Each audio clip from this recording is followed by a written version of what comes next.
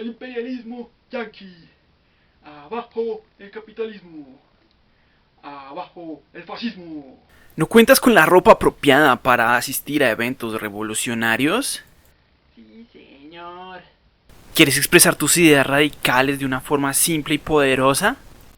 Sí, señor. ¿Manifestar tu inconformismo en contra de un sistema que nos mantiene en el subdesarrollo? Sí, señor. Tenemos la solución. En este tutorial enseñaremos cómo hacer su propia camiseta del Che Guevara.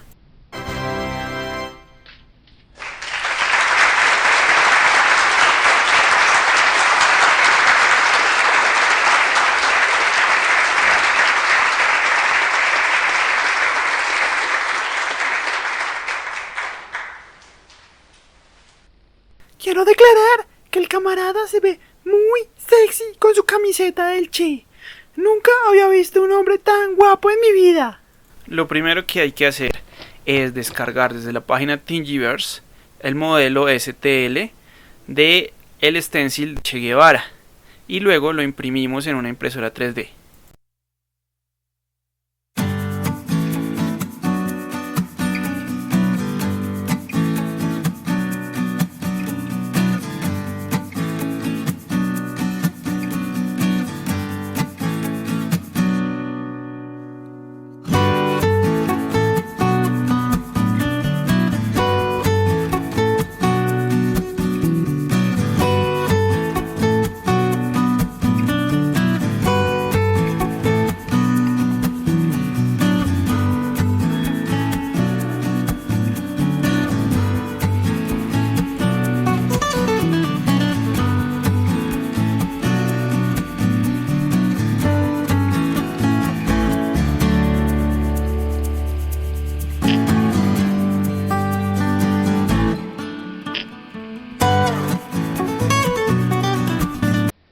Sobre una mesa ponemos la camiseta que queremos estampar. En este caso yo voy a utilizar esta roja. Y encima le ponemos la plantilla. Luego esparcimos pintura para tela. Si no consigues pintura para tela, puedes utilizar pintura en aerosol o puedes hacer pintura para tela utilizando pegante blanco, glicerina y carbón.